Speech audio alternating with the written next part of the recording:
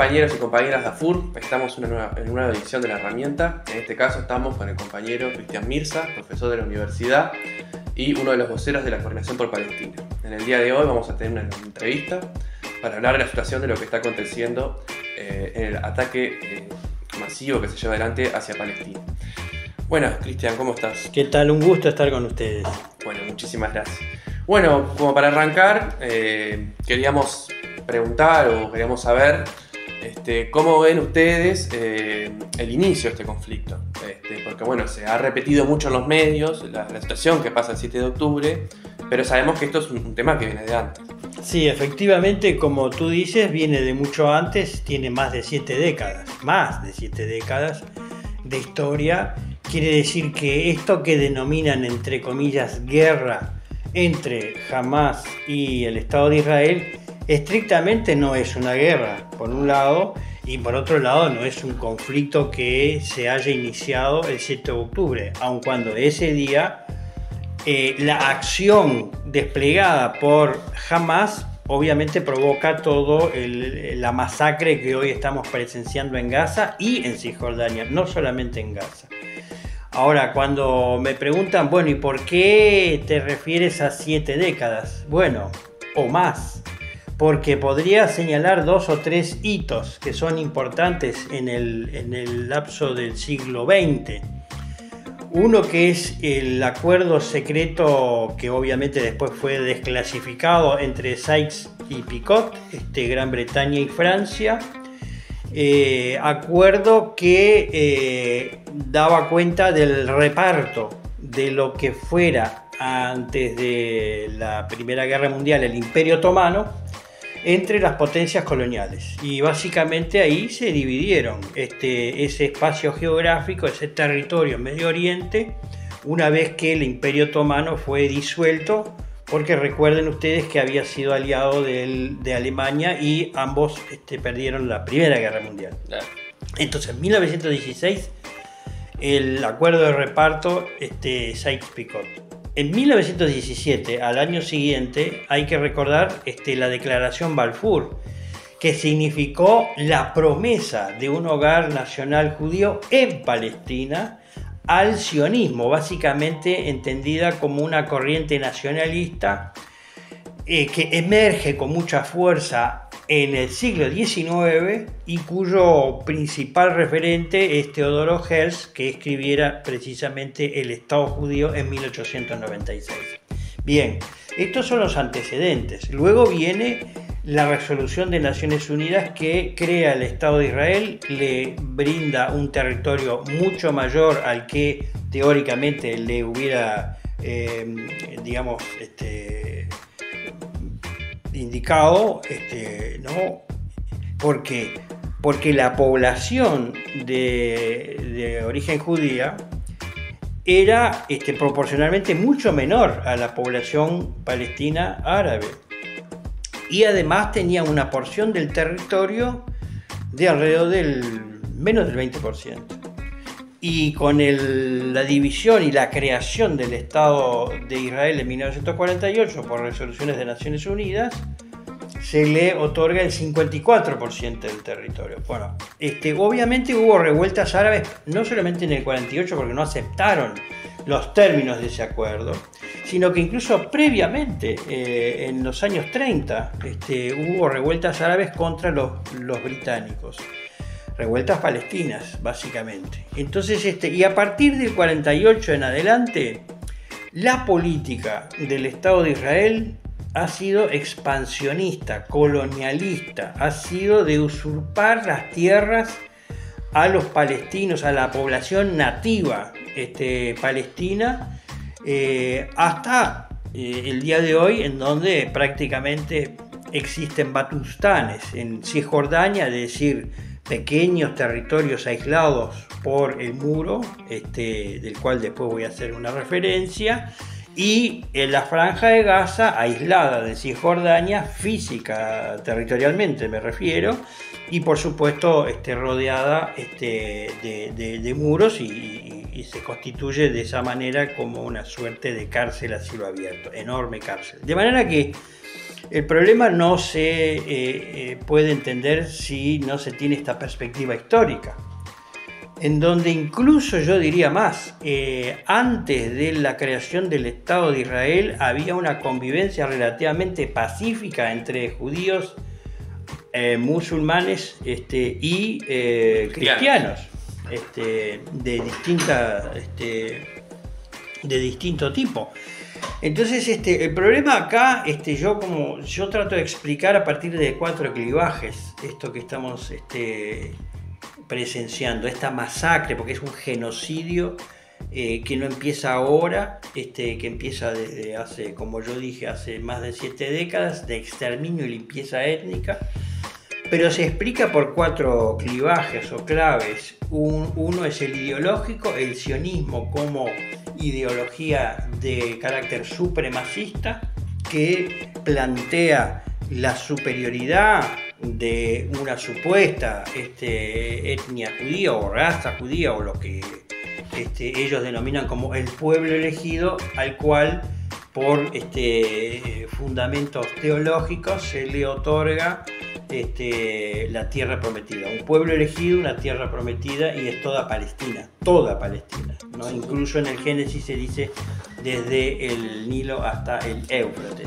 Sí. Una clave económica, que son los recursos naturales que posee Palestina, no solamente el agua, que hoy es un bien muy preciado, obviamente lo fue siempre y hoy mucho más, sino el petróleo y el gas, sobre todo el gas con descubrimientos de yacimientos a nivel continental y en la plataforma marítima. La clave geopolítica, ahí obviamente hay enfrentamientos de las potencias occidentales y las potencias que no son occidentales, tanto las del Medio Oriente como las del Oriente Lejano. Y evidentemente también hay un componente religioso, pero no es el que explica. Decir que esto es una cuestión entre judíos y musulmanes es una reducción falaz, es una falacia. Pero estos 4 clivajes nos ayudan a entender el drama palestino o la cuestión palestina. No, es muy importante también destacar esto de esta concepción expansionista, ¿no? Porque incluso hoy el Estado de Israel no solo ocupa tierras palestinas por fuera de los acuerdos alcanzados históricamente, sino que el Estado de Israel hoy en día también ocupa territorios de países vecinos. Durante mucho tiempo ocupó la península del Sinaí y actualmente también ocupa... Y el sur del Líbano. El sur del Líbano y también es parte y las alturas del Golán, que son del de Siria. Muy bien. Y bueno, esto creo que nos hace una aproximación a esta situación. ¿Y cómo está esta situación hoy? Hoy estamos asistiendo a una masacre, a un genocidio ante los ojos del mundo entero y ante la complicidad y la carta blanca que le dieron Estados Unidos y la OTAN. Las grandes potencias europeas son tan responsables como Estados Unidos y el régimen israelí de la masacre que están haciendo hoy con el pueblo palestino. Masacre, cuando yo digo que hay terrorismo de Estado, que el régimen israelí es un régimen terrorista de Estado, es porque actúan desde hace mucho tiempo de una manera planificada, sistemática, con una estrategia clara de expulsión, de limpieza étnica y de eliminación del pueblo palestino. Si acaso por la modalidad de expulsión o de exterminio físico, significa hoy 15.000 asesinados, de los cuales más del 50% niños, mujeres, ancianos, periodistas, personal médico, personal de Naciones Unidas, y las potencias occidentales le siguen avalando esta masacre. Nosotros obviamente condenamos, rechazamos, repudiamos y abogamos por un cese al fuego inmediato, levantamiento del bloqueo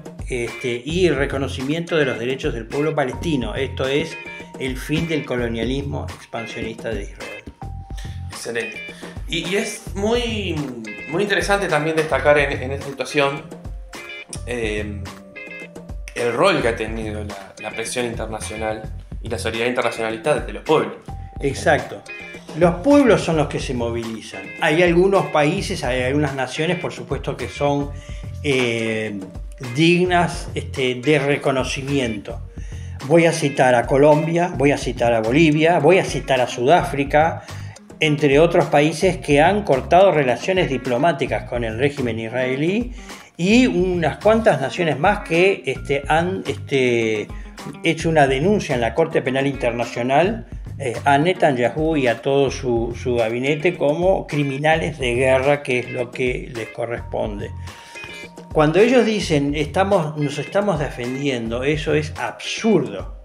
¿Cómo es posible arguir que es por legítima defensa cuando masacran a 15.000 palestinos, de los cuales la mitad o más son niños? Eso es insostenible, no se puede seguir sosteniendo ese argumento.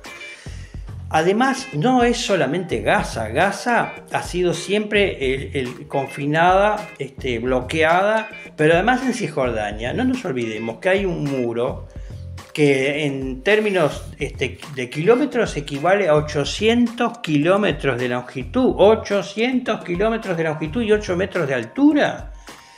Y los territorios en Cisjordania son batustanes, son pequeños islotes aislados. La situación es de una barbaridad, es el salvajismo, es una vorágine sanguinaria que ha desplegado el régimen israelí, y además con unas Naciones Unidas absolutamente inerme e inerte, es decir, está atada de manos, no puede avanzar. Apenas la tregua esta que surge de un acuerdo, de una mediación de Qatar y Egipto, una tregua que incluso dirían los propios sionistas, todavía no la vamos a aplicar, recién el viernes, recién 2 días después de haber firmado el acuerdo, pero eso no significa el fin del conflicto ni el fin de la masacre, ¿no? Y aquí es fundamental que los pueblos y las organizaciones populares de todo el planeta, como lo han hecho, incluyendo organizaciones judías, no sionistas, que han dicho muy fuerte no en mi nombre, sigamos presionando, sigamos movilizándonos en las calles. Y bueno, precisamente eso para finalizar, ¿qué invitaciones tenemos abiertas para movilizarnos acá en Uruguay? Sí, nosotros tenemos una primera actividad que en realidad no la convoca la Coordinación por Palestina, pero nosotros adherimos, obviamente, que es a propósito del Día Internacional de la Erradicación, de la Eliminación de la Violencia contra las Mujeres. El 25 de noviembre a las 17 horas en Plaza Libertad hay una marcha programada y cuyo motivo principal, uno de los motivos principales, es la solidaridad con las mujeres palestinas. Por otro lado, nosotros vamos a realizar una conferencia de prensa probablemente el 29, que es el Día Internacional de Solidaridad con el Pueblo Palestino. En la mañana hacemos una conferencia de prensa para convocar a la gran marcha del 1 de diciembre a las 18:30 en la explanada municipal, allí en 18 y Ejido, para salir de ahí hasta la Torre Ejecutiva y exigir a este gobierno que tenga una actitud digna, porque lo que ha hecho este gobierno nacional es dar pasos hacia atrás respecto a la tradicional política exterior con relación a esa región, absteniéndose de un alto al fuego, lo cual es prácticamente una suerte de complicidad. No es admisible que nuestro gobierno se haya abstenido por un levantamiento de la masacre. De manera que reiteramos el 25 a las 17 horas en Plaza Libertad, luego la conferencia de prensa, y además hay una vigilia programada frente a la Embajada de Palestina ese mismo 29 a las 7 de la tarde, y el 1 de diciembre, reitero, estamos convocando a todas las compañeras y compañeros a la gran marcha, la segunda gran marcha, a las 18:30 desde la explanada municipal, hasta la Plaza Independencia. Bueno, muchísimas gracias por participar en este espacio. damos un saludo a todas las compañeras y compañeros que nos están mirando y también agradecer al apoyo técnico del compañero Gustavo. Así que bueno, nos despedimos hasta la próxima instancia. Muchas gracias. Un gran saludo a todas y todos.